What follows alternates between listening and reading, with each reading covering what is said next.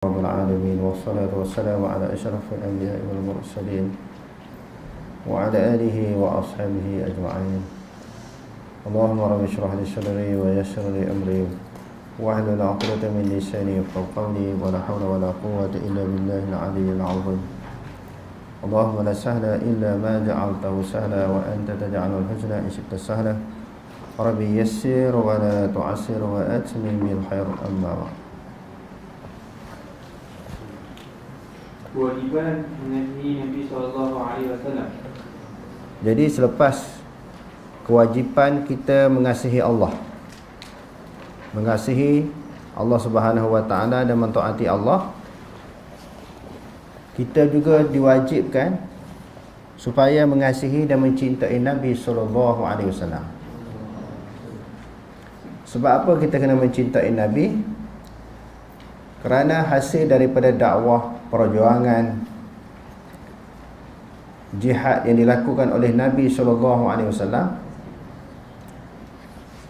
agama Islam yang disebarkan oleh Nabi ini tersebar seluruh dunia.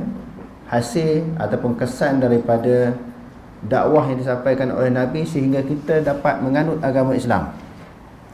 Walaupun kita tidak beriman dengan Nabi SAW sendiri, tetapi melalui pejuang-pejuang, ulama-ulama selepas daripada kewafatan Nabi, yang mana Nabi SAW bersabda, al-ulama'u warasatul anbiya.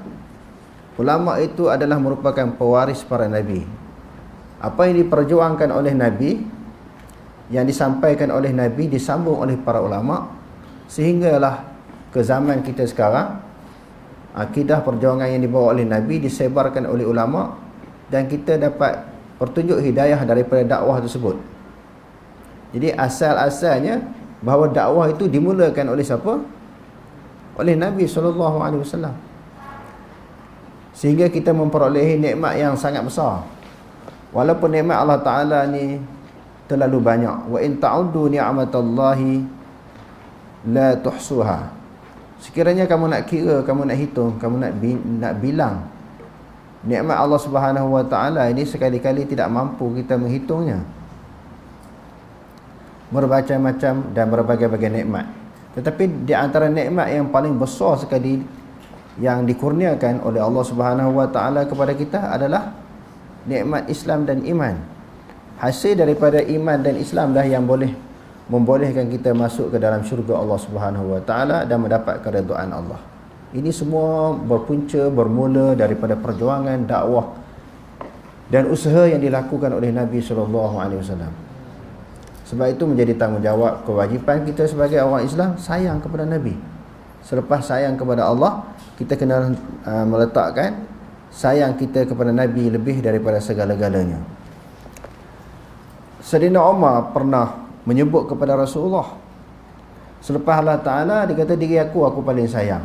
Nabi kata itu tak betul. Dia kena letak selepas Allah, aku paling kamu sayang. La yu'minu ahadukum hatta akuna ahabba ilahi min walidihi wa waladihi wan nasi ajma'in. Tidak sempurna iman seseorang kamu sehingga dia meletakkan aku paling dia sayang lebih daripada ayahnya, anaknya dan seluruh manusia. Walaupun kita mencintai anak ataupun ibu bapa kita, keluarga kita dan juga manusia-manusia yang lain, tetapi tidak boleh meletakkan kasih sayang itu melebihi Allah dan juga Rasul. Okey, terus. Allah Subhanahu Wa Taala mewajibkan kepada umat Islam mengasihi Nabi SAW, dan dia termasuk ke dalam antara perkara yang wajib yang paling besar yang wajib dilakukan mereka. Mengasihi Nabi SAW bererti mengasihi Allah Subhanahu Wa Taala. Hal tersebut kerana mengasihi Allah bererti mengasihi segala perkara yang dikasihi Allah Subhanahu Wa Taala itu sendiri. Antara perkara yang dikasihi Allah Subhanahu Wa Taala ialah Nabi dan Rasulnya. Dengan itu mengasihi Nabi SAW merupakan ikutan daripada mengasihi Allah Subhanahu Wa Taala. Oleh kerana itu tidak heranlah kalau mengasihi Nabi dan Rasulullah SAW itu disebut secara beriringan dalam Al-Quran dan juga Sunnah. Firman Allah Subhanahu Wa Taala, "Qul in kuntum tuhibbunallaha fattabi'uni yuhibbukumullah wa yaghfir lakum dhunubakum wallahu ghafurur rahim." Maksudnya, Katakanlah wahai Muhammad, jika benar kamu mengasihi Allah, maka ikutilah aku, dan saya Allah mengasihi kamu serta mengampunkan dosa-dosa kamu. Dan ingatlah, Allah Maha Pengampun lagi Maha Mengasihani. Jadi ini sebagai suatu ukuran. Suatu ukuran seseorang yang mengatakan dia kasih kepada Allah Ta'ala, mesti dibuktikan melalui apa? Melalui dia mengikuti perjalanan yang dibawa oleh Nabi SAW. Kalau dia cuba bawa lain daripada apa yang Nabi bawa, maka dia tidak membuktikan bahawa dia cinta kepada Allah. Sebab manusia yang paling dicintai, yang paling dikasihi oleh Allah Subhanahu Wa Taala adalah Nabi Muhammad SAW. Sehingga di dalam satu hadis, bila manusia di akhirat nanti berada di tengah padang mahsyar yang panas yang sangat terik, dan mereka tidak sabar menunggu hisab, perhitungan amal mereka, untuk menentukan sama ada mereka masuk syurga ataupun neraka. Nabi-Nabi lain semua tak berani nak berdoa kepada Allah Ta'ala, malu nak berdoa dengan Allah, nak minta supaya dipercepatkan hisab, kerana masing-masing mengaku mereka mempunyai kesalahan. Lalu mereka kata, para Nabi menyebut, pergilah minta kepada Muhammad, dia adalah merupakan kekasih Allah. Jadi kita sayang, kasih, cinta kepada kekasih Allah. Siapa kekasih Allah? Allah Ta'ala, iaitu Nabi Muhammad SAW. Jadi kalau bukti kita cinta kepada Allah, mestilah mengikut apa yang telah ditunjukkan, diamalkan, diperintahkan oleh Rasulullah SAW. Maksudnya di sana tidak boleh berlaku perbezaan, penyimpangan, penentangan amalan dan tindakan kita yang bercanggah dengan amalan yang telah ditunjukkan oleh Nabi. Okey, terus firman Allah Subhanahu Wa Taala, "Wa ma kana lil mu'minin wa la mu'minatin." Ini tak ada ain. Yang semalam ada ain. Wa ma kana lil mu'minin wa la mu'minin, bukan mu'. Wa ma kana lil mu'minin wa la mu'minatin idza qada Allahu wa rasuluhu amran an yakuna lahumul khiyaratu min amri. Wa man ya'sillah wa rasulahu faqad dhalla dhalalan mubina. Maksudnya, dan tidaklah harus bagi orang-orang yang beriman, lelaki dan perempuan, apabila Allah dan Rasulnya menetapkan keputusan mengenai sesuatu perkara, tidaklah harus mereka mempunyai hak memilih ketetapan sendiri mengenai urusan mereka. Dan sesiapa yang tidak taat kepada hukum Allah dan Rasulnya, maka sesungguhnya ia telah sesat dengan kesesatan yang jelas nyata. Jadi bila Allah Ta'ala buat keputusan dengan sesuatu keputusan Allah dan juga Rasul, sama ada keputusan Allah, keputusan Rasul terhadap sesuatu keputusan, undang-undang, peraturan, hukum hakam, tak bolehlah kita berbeza dengan apa yang telah ditetapkan oleh Allah dan juga Rasul. Jadi barang siapa yang menderhaki Allah dan Rasul, dia telah sesat dengan senyata-nyatanya. Sebagaimana pelajaran yang telah kita pelajari sebelum ini, sesat terbahagi kepada dua. Yang pertamanya kharaja minal millah, sesat yang membawa seseorang itu kafir. Semua tokoh, semua berhala, semua Tuhan yang lain daripada Allah, dia menganut selain daripada agama Islam, itu sesat yang terkeluar daripada agama Islam. Kalau dia orang Islam, dia melakukan sesuatu perkara yang membatalkan syahadah dia, sesat yang membawa kepada terkeluarnya dia daripada agama Islam. Satu lagi, siapa yang derhaka kepada Allah, meninggalkan suruhan Allah, melanggar larangan Allah, dia dipanggil sesat juga, tetapi tak keluar daripada Islam. Contohnya orang Islam yang tak berpuasa, masuk bulan Ramadan dia tak puasa, tak semayang, tidak menunaikan kewajipan yang diperintahkan oleh Allah. Orang yang macam ni dikategorikan, digolongkan sebagai orang yang sesat, tetapi tidak terkeluar daripada agama Islam. Dia dipanggil mukmin yang asi, mukmin yang derhaka kepada Allah. Okey, terus. Atas dasar mengasihi Nabi SAW, seseorang Islam perlu mengasihi apa yang dikasihi oleh Nabi SAW dan membenci apa yang dibenci oleh Nabi SAW. Begitu juga dengan meredai apa yang diredai oleh Nabi SAW dan memukai apa yang dimukai oleh baginda SAW. Dalam mengasihi Nabi SAW terdapat 3 golongan manusia, iaitu pertama, golongan yang keterlaluan dalam mengasihi Nabi SAW. Kedua, golongan yang keterlaluan dalam kurang mengasihi Nabi SAW. Dan ketiga, golongan yang mengambil jalan yang sederhana antara keterlaluan dan kekurangan. Memang disuruh kasih kepada Nabi. Di dalam kasih kepada Nabi ni ada 3 golongan pula. Pertamanya orang yang melampau kasih kepada Nabi. Yang keduanya tak apa nak kasih. Yang ketiganya sederhana. Memang disuruh kasih, tetapi jangan sampai berlaku maknanya melampau ataupun berlebihan terhadap cinta kasih kepada Nabi, sehingga melakukan perbuatan-perbuatan, tindakan-tindakan yang Nabi sendiri pun tak suka. Konon-kononnya di atas dasar cinta sayang kepada Nabi, dia melahirkan kasih sayang secara berlebihan, secara melampau, yang terkeluar daripada batasan iman, batasan Islam, terkeluar daripada ciri-ciri orang yang benar-benar mengasihi Nabi. Dia mendewa-dewa sehingga membawa kepada mendewakan Nabi, mengagung-agungkan Nabi. Perkara ini pernah berlaku daripada kalangan para sahabat. Mereka mengetahui, mereka menyedari bahawa mereka ni jadi baik hasil daripada tarbiyah, daripada asuhan, didikan Nabi. Kan mereka daripada jahiliah kafir sesat. Bila dah masuk Islam, ditarbiyah, diasuh oleh Nabi, jadi orang yang baik, orang yang berjuruh. Sudah tentu mereka terhutang budi kerana jasa Nabi mentarbiyah, mendidik mereka, sehingga ada di kalangan mereka melampaulah di dalam mengasihi Nabi. Tu ada daripada kalangan sahabat kan, ada yang minum air kencing Nabi, minum darah Nabi, nak membuktikan terlalu sayang dan cinta kepada Nabi. Nabi pun nampak pelik dah berlebih-lebihan. Nabi kata, la tatruni kama taradatin nasara 'ala al-masih ibn Maryam. Janganlah kamu mendewa-dewakan aku, mengagung-agungkan aku, sebagaimana yang dilakukan oleh orang Nasrani kepada Isa ibn Maryam. Kan orang Nasrani kasih sayang kepada Nabi Isa sehingga nak menyamakan Nabi Isa AS dengan Allah Ta'ala. Mereka menganggap bahawa Nabi Isa anak Allah. Terlalu sayang, terlalu bangga, terlalu kagum. Sebab kan Nabi Isa ini ada beberapa perkara yang pelik, iaitu mukjizat yang dikurniakan oleh Allah Subhanahu Wa Taala kepada beliau. Jadi kalau dianggap sebagai anak Allah, mesti ada kuasa sebagaimana Allah.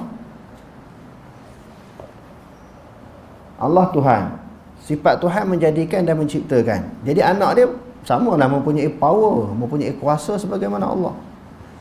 Tak, dia tetap makhluk. Nabi Isa juga tetap makhluk walaupun mempunyai kelebihan. Kelebihan tu Allah Ta'ala bagi yang disebut sebagai mukjizat.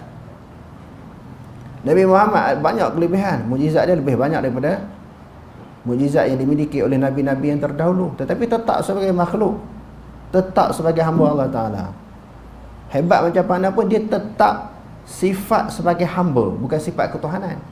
Dan Nabi tidak ada sedikit pun sifat ketuhanan, sebab dia manusia.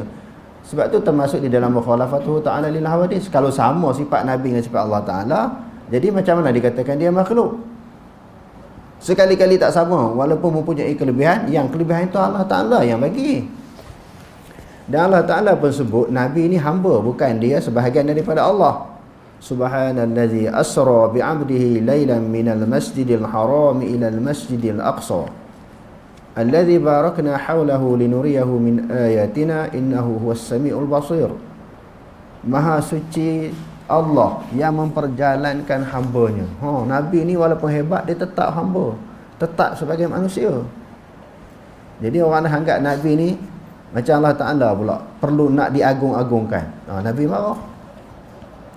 Jadi di sudut asalnya memang menjadi tanggungjawab, kewajipan kita kasih kepada Nabi, tapi kasih kepada Nabi sebagai manusia lah, yang pernah berjasa, yang berkorban untuk menegakkan agama Islam. Tetapi tidaklah dengan kasih itu diangkat sampai kita memuja, mendewakan Nabi. Itu tak boleh. Sekadar hormat dia sebagai Nabi. Itu golongan yang pertama ni melampau. Yang kedua tak apa nak kasih. Kita ambil jalan tengah. Jalan tengah ni apa dia? Para sahabat sayang kepada Nabi, tapi tidaklah melampau. Setelah diterang, dinasihati oleh Nabi, mereka pun faham.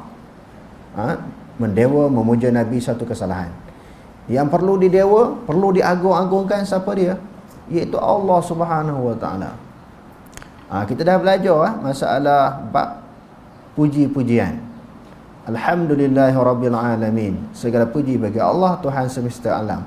Puji-pujian itu terbahagi kepada 4. Puji Allah bagi hamba, puji hamba bagi Allah, puji Allah bagi Allah, puji hamba bagi Allah. Jadi semua pujian-pujian itu kembali kepada Allah. Nabi mempunyai kelebihan, keistimewaan. Keistimewaan itu siapa bagi? Allah. Akhirnya kena puji Allah. Jadi tidaklah sampai boleh kita anggap memang sayang, kita memang sayang kepada Nabi. Jadi iman tak sempurna kalau kita sayang diri kita lebih daripada Nabi, sayang ibu bapa kita lebih daripada Nabi, iman tak sempurna. Sayang mesti kena sayang. Tapi sayang kepada Nabi, kecintaan kepada Nabi jangan lebih. Jangan sehingga membawa kepada mendewa dan mengagungkan Nabi. Okey, terus.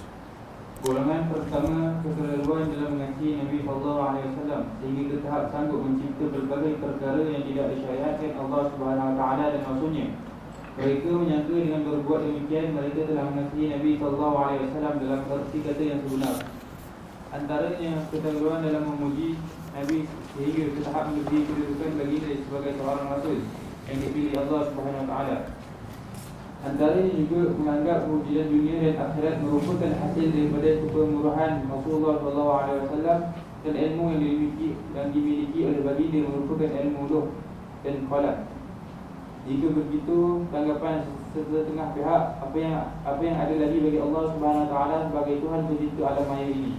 Jadi yang ada pihak sampai melampau ni, kejadian alam ni semuanya asal daripada Nabi Nur Muhammad kan. Kepercayaan kepada Nur Muhammad ni. Allah Ta'ala menjadikan alam ni sebab kerana cahaya. Sebelum Nabi Muhammad ni, Allah Ta'ala jadikan nur dulu, cahaya kepada Nabi Muhammad. Sebab itulah terjadinya alam, terjadinya Adam, Hawa, langit, bumi, makhluk dan semua makhluk dalam dunia ni hasil daripada Nur Muhammad itulah. Sebenarnya Nur Muhammad ni kepercayaan Syiah, bukan kepercayaan orang Ahli Sunnah wal Jamaah. Memang ada hadis, tapi hadis tu maudhu'. Apa maksud hadis maudhu'? Hadis palsu. Awwalu ma khalaqallahu nura Muhammadin ya Jabir. Mula-mula yang Allah Ta'ala bagi jadi dalam dunia ini Nur Muhammad, wahai Jabir. Hadis ni maudhu'. Jadi ulama-ulama hadis di dalam membahas, di dalam kajian mereka mengatakan ini hadis ini tak mana, tidak ada asal baginya. Bukan kata hadis dhaif. Hadis hasan. Sahih apatah lagi hadis ni hadis maudhu'. Jadi hasil daripada kepercayaan Nur Muhammad itulah orang menganggap kejadian alam ini semua ada asal daripada Nur Muhammad. Itu yang di dalam zikir itu disebutkan. Yang orang duk sembahyang buat qiyamul lail tu, dalam zikir munajat tu, hasbi rabbi jallallah ma fi qalbi ghairullah Nur Muhammad sallallahu. Pernah tak kita berzikir gitu kan? Zikir ramai-ramai di sekolah-sekolah kan buat qiyamul lail pun biasa juga zikir ni, hasbi rabbi jallallah ma fi qalbi ghairullah Nur Muhammad sallallahu. Itu kepercayaan Nur Muhammad, itu kepercayaan Syiah dijadikan zikir pula. Kerana apa? Hasil kesan daripada percaya pada Nur Muhammad dan nak cuba nak diangkatkan Nabi Muhammad itu lebih daripada sepatutnya. Kita nak ulangi bahawa sayang, cinta kepada Nabi suatu tuntutan daripada Allah, suatu kewajipan, kemestian, mesti kena sayang. Tapi sayang sekadar dia manusia yang banyak berjasa kepada agama Islam, banyak berjasa kepada kita sendiri, memang kena sayang. Tapi janganlah terlalu tinggi nak angkat Nabi itu lebih daripada sepatutnya. Okey, terus. Golongan kedua pula kurang dalam meraihkan hak Nabi SAW dari segi mengasihi baginda SAW kerana meletakkan rasa kasih sayang yang lebih kepada diri, harta dan juga keluarga sendiri mengatasi kasih kepada Nabi SAW. Mereka juga kurang menghormati Nabi SAW dan juga tidak mengikut sunnah baginda SAW. Golongan ketiga adalah golongan yang pertengahan. Mereka terdiri daripada kalangan sahabat, tabi'in dan orang-orang yang mengikut jejak langkah mereka dengan baik. Mereka mewajibkan kasih kepada Rasulullah SAW dari segi hukum dan melaksanakan tuntutan kasih kepada Rasulullah SAW tersebut dari segi sifat, perkataan dan juga perbuatan. Mereka mengasihi Nabi SAW mengatasi kasih mereka kepada diri, keluarga dan harta sendiri. Mereka ini merupakan golongan yang sangat memahami firman Allah Subhanahu wa taala. "Wa ma ataakumur rasul fakhuduhu wa ma nahakum anhu fantahu wattaqullaha innallaha syadidul iqab."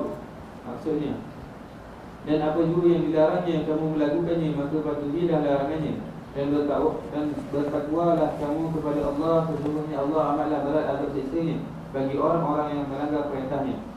Jadi kita tengok golongan yang paling cinta pada Nabi adalah para sahabat. Bagaimana cara para sahabat melahirkan kecintaan mereka kepada Nabi? Mereka ikut apa yang Nabi suruh dan mereka tinggalkan apa yang Nabi larang. Di dalam suatu peperangan, sebagai bukti mereka sayang kepada Nabi ini, bila sahabat dihujani dengan peluru-peluru tombak daripada musuh, peluru panah lebih daripada musuh, Nabi duduk belakang, mereka tahan tangan. Itu cinta kepada Nabi, tahan badan. Akhirnya lembing tombak kena badan mereka, mereka tumbang sebagai syahid. Lalu sebahagian daripada sahabat yang lain kata, ini bunuh diri ni. Sebab apa? Dia menempah diri dia, meletakkan diri dia di dalam keadaan bahaya sehingga sanggup mati demi mempertahankan Nabi. Lalu Allah Subhanahu wa taala turunkan firman-Nya, "Wa minan nasi may yashri nafsahu bitigha'a mardatillah wallahu raufun bil 'ibad." Sebahagian manusia ada orang yang sanggup menggadaikan dirinya kerana Allah Subhanahu wa taala. Bila sayang kepada Nabi, itu memang perintah Allah. Dan Allah Taala Maha penyantun kepada hamba-hambanya. Yang tu bukti betul. Apa yang Nabi suruh, mereka buat semua. Apa yang Nabi larang, mereka tinggal. Sanggup menggadai nyawa kerana mempertahankan Nabi. Dan mereka tidak melakukan sesuatu ibadah, sesuatu amalan lebih daripada apa yang Nabi ajar. Sekadar tu, dia jangan buat lebih. Ini melebih.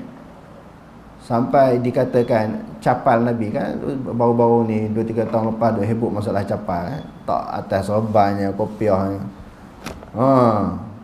Gambar ridak atau capal juga konon-kononnya kasih kepada Nabi. Sedangkan capal Nabi bukan capal betul pun lakaran. Capal Nabi bukan capal betul. Kalau hak betul tu adalah keberkatannya. Tetapi hak sekarang ni gambar. Kadang-kadang nak buka kasut tu, nak buka kotak kasut capal Nabi tu, selawat dulu, menangis, sedih, seolah-olah itu confirm capal Nabi. Sedangkan kalau kita tengok hak mana yang lakaran yang betul ni, kita pun tak tahu. Nabi pakai macam mana? 1400 tahun lebih dah. Hak orinya bagaimana bentuk dia, kita pun tak tahu. Nampak? Itu secara berlebihan, kasih secara melampau, tak disuruh.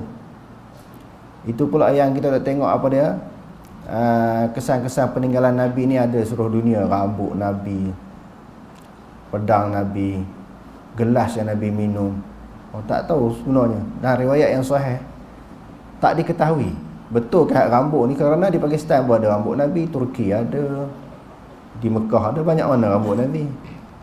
Janggut Nabi, bila Nabi meninggal, siapa yang pergi cukur? Tak ada riwayat. Bila Nabi meninggal, orang cukur, simpan kat rumah Aisyah. Betul, Aisyah bagi kat orang bawah ni. Sampailah zaman kita. Tak boleh.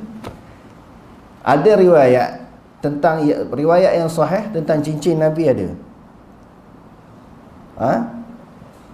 Cincin Nabi memang ada, tapi hilang di zaman Sayyidina Osman. Terjatuh dan hilang di zaman Sayyidina Osman. Lepas pada tu tak ada dah. Hak tu yang paling riwayat yang boleh dipegang. Selain pada tu tidak ada riwayat yang sahih tentang rambut Nabi, gelas Nabi, bekas minuman Nabi, mangkuk Nabi, tak ada. Semua mengaku. Sebab tu ada orang buat dia kesan-kesan peninggalan Nabi itu di satu tempat dan diberitahu, dilaporkan kepada kerajaan Saudi. Kerajaan Saudi kita tak ada. Yang ada ni dalam muzium di Saudi itulah. Nak buat keluar dengan kawalan yang ketat, kena ada surat. Dia orang tak benarkan. Ini dia boleh buat mata-mata tempat. Jadi apa tujuan buat macam tu? Jadi sebenarnya padanlah kita berselawat banyak-banyak kepada Nabi, ikut sunnah Nabi, ajaran Nabi, agama yang Nabi bawa. Padanlah sebagai bukti kita cinta dan sayang kepada Nabi, dan tanpa mengubah sesuatu yang pernah ditunjukkan oleh Nabi. Kadang-kadang hadut mengaku cinta kepada Nabi ni. Kalau tuan-tuan tengok Pakistan, India lagi berat. Sambut hari jadi Nabi ni, buat kek untuk Nabi. Buat kek untuk Nabi. Zaman Rasulullah tak pernah dikenali kek ni. Dia buat kek untuk Nabi. Tuan-tuan balik buka YouTube. Sambut kelahiran Nabi ni sampai buat kek. Bila dalam majlis maulid Nabi ni, dia orang sediakan satu kerusi, dihiasi kerusi warna kuning. Kerusi tu kosong, kan ada orang duduk. Konon-kononnya dalam kepercayaan mereka, dalam majlis selawat, majlis maulid Nabi ni, Nabi datang duduk dalam kerusi tu. Cuma orang tak nampak lah. Orang tak nampak. Nabi hadir di dalam majlis tersebut. Ini suatu kepercayaan yang karut, yang nak mendewa-dewakan, agung-agungkan Nabi yang tak sepatutnya. Jadi yang sepatutnya macam mana? Kecintaan kepada Nabi suatu kewajipan, suatu tuntutan daripada Allah. Nak buat macam mana? Buat sebagaimana sahabat buat. Ikut sunnah Nabi, amalan Nabi. Kadang-kadang mengaku cinta kepada Nabi, tapi dia bawa lain daripada apa yang telah Nabi tinggalkan. Itu dalam hadis yang diriwayatkan oleh Imam Malik di dalam Muwatta, dan juga imam-imam hadis yang lain. Rasulullah tengok sebahagian umatnya dihalau oleh malaikat daripada minum air telaga Kausar. Rasulullah kata, kenapa halau mereka? Aku kenal mereka, mereka pun kenal aku. Ni umat aku. Malaikat kata, kamu tak tahu selepas kamu wafat, demo dah ubah. Demo dah adjust dah. Dah ubah sesuai ajaran yang kamu tinggal, agama yang kamu tinggal, syariat yang kamu tinggal, semua dia dah ubah. Nabi kata halau. Boleh belah, halau. Jangan bagi minum air telaga Nabi, sebab dia pinda. Tu kadang-kadang orang yang nak menunjukkan kecintaan kepada Nabi kadang-kadang terlajak. Kita biarlah sederhana. Khairul umur awsatuha. Sebaik-baik perkara, sebaik-baik pekerjaan adalah pertengahan. Okey, terus. Firman Allah Subhanahu wa taala, ya ayyuhallazina amanu la tuqaddimu baina yadayi Allahi wa rasulihi wattaqullaha innallaha samii'un 'aliim.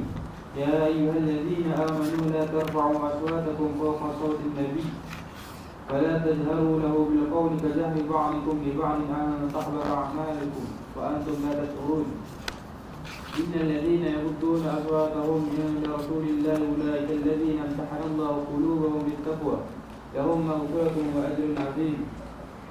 Maksudnya, wahai orang-orang yang beriman, janganlah kamu memandai-mandai melakukan sesuatu perkara sebelum mendapat hukum atau kebenaran Allah dan Rasulnya, dan bertakwalah kamu kepada Allah, sesungguhnya Allah Maha mendengar lagi Maha mengetahui.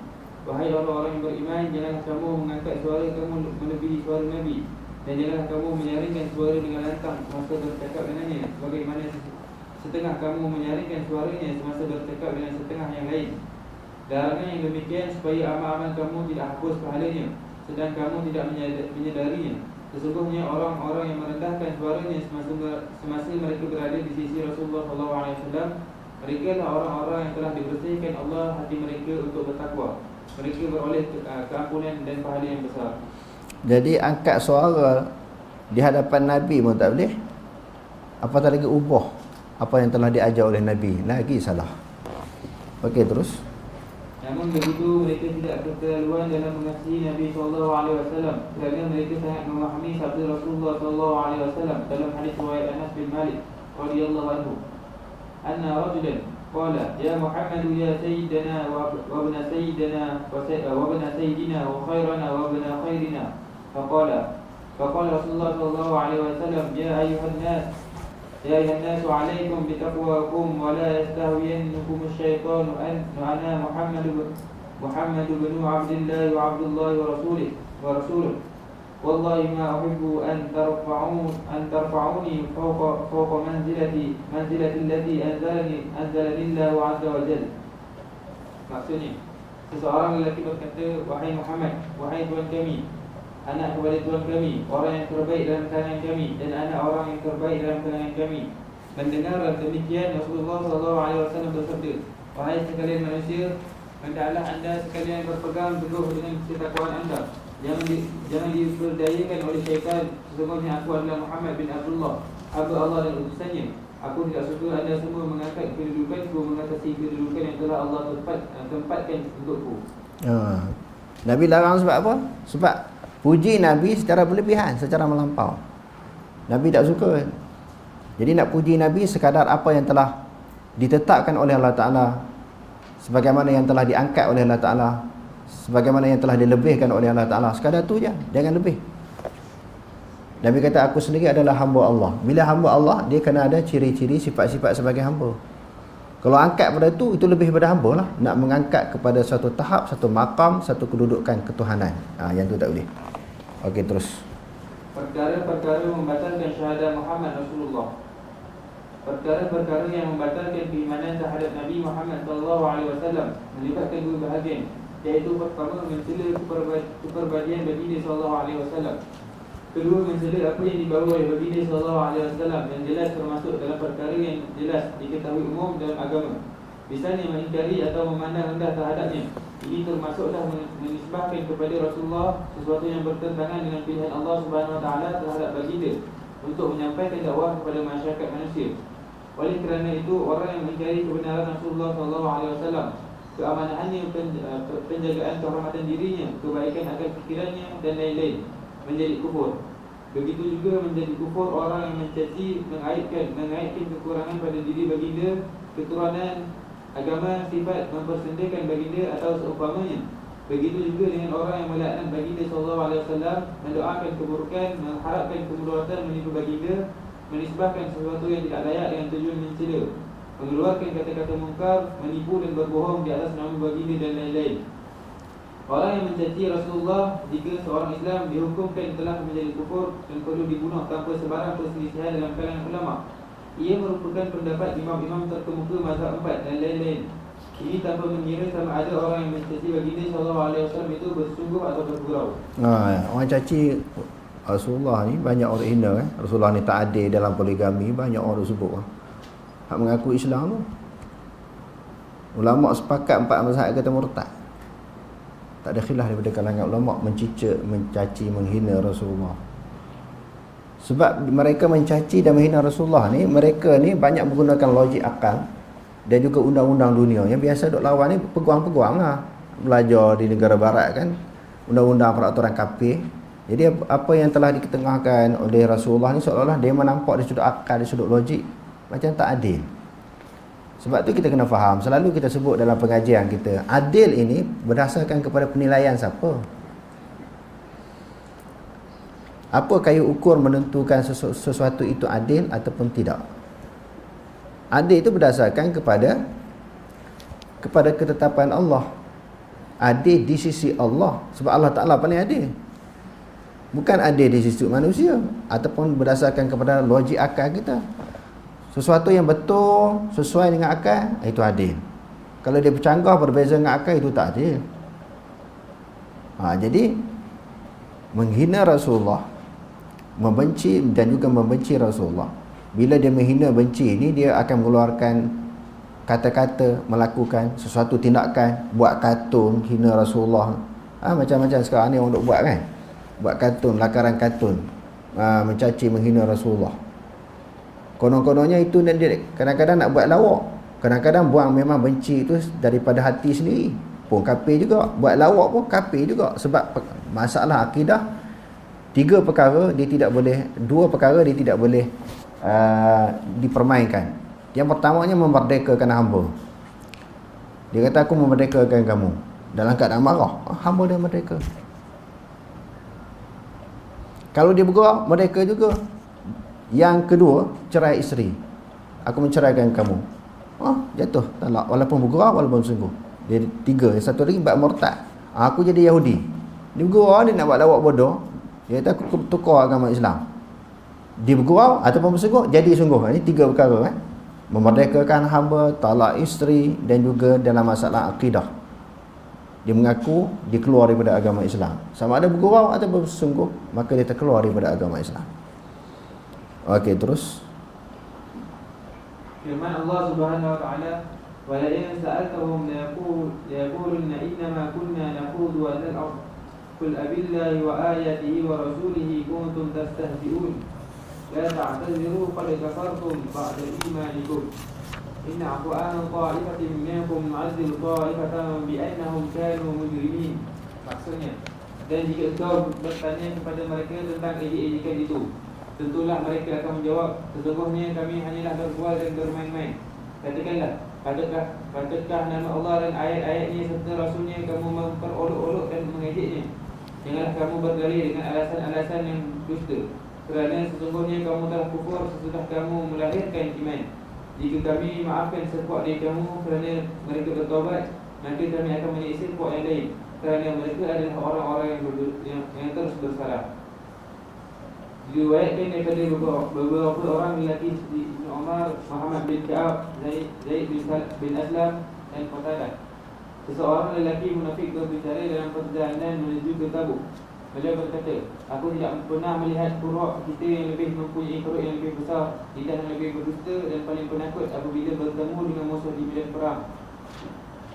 Beliau masukkan Rasulullah SAW dan para sahabat baginda yang menghafaz Al-Quran. Auf bin Malik yang mendengar kata-kata lelaki itu berkata, anda berdusta, sebaliknya anda sebenarnya seorang lelaki yang munafik.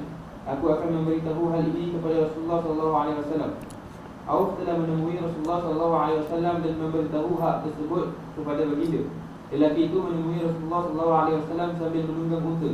Beliau berkata, wahai Rasulullah, sesungguhnya kami hanya bermain dan berseloroh sahaja ketika sedang menunggang kenderaan untuk kami hilangkan rasa kepenatan kerana menempuh perjalanan jauh. Ibnu Umar radhiyallahu anhu menyatakan, seolah-olah aku melihat lelaki itu berpegang kepada tali unta Rasulullah SAW, manakala batu-batu terkena pada kedua kakinya. Lelaki itu berkata, kami hanya berseloroh dan bermain sahaja. Rasulullah SAW bersabda kepadanya, apakah dengan Allah, ayat-ayatnya dan maksudnya anda bermain-main? Baginda tidak berpaling ke arah lelaki itu dan tidak menambah perkataan lebih daripada itu. Perkara-perkara membatalkan tauhid uluhiyah. Antaranya ialah A. Tidak mengesahkan Allah Subhanahu Wa Taala dalam ibadah dan syiar, iaitu melakukan ibadah bukan kerana Allah Subhanahu Wa Taala seperti solat, rukuk, sujud, puasa, tawaf, sembelihan, nazar, khusyuk dan juga merendahkan diri kepada yang lain daripada Allah Subhanahu Wa Taala. Begitu juga dengan berdoa kepada yang lain bersama-sama dengan berdoa kepada Allah dan memohon pertolongan, istighatsah dengan yang lain daripada Allah bagi mendapat kebaikan atau membendung kemudaratan. Begitu juga dengan bertawakal, meminta perlindungan, meletakkan rasa takut, menunjukkan ketundukan atau mendekatkan diri kepada yang lain daripada Allah Subhanahu Wa Taala dengan apa-apa bentuk amalan ibadah atau mentaati yang lain daripada Allah Subhanahu Wa Taala dengan ketaatan yang bersifat mutlak. B. Tidak mengesahkan Allah Subhanahu Wa Taala dalam wala' dan kasih sayang. Dengan lain perkataan mencintai sesuatu selain daripada Allah Subhanahu Wa Taala sama dengan mencintai Allah Subhanahu Wa Taala atau mengagungkan yang lain daripada Allah Subhanahu Wa Taala. Sama dengan mengagungkan Allah Subhanahu Wa Taala tanpa mengira benda yang diagungkan itu merupakan malaikat, nabi, wali, kubur, batu maupun pokok-pokok. C. Tidak mengesahkan Allah Subhanahu Wa Taala dalam hukuman dan perundangan. Misalnya mentaati dan tunduk kepada yang lain daripada Allah Subhanahu Wa Taala dalam berdepan dengan segala perintahnya dan menjauhi segala larangannya, atau mentikadkan seseorang mempunyai hak memperundangkan sesuatu yang tidak diizinkan Allah Subhanahu Wa Taala, seperti menghalalkan, mengharamkan, menggubal undang-undang atau mentikadkan syariat Allah Subhanahu Wa Taala tidak sesuai lagi pada zaman ini atau tempat tertentu.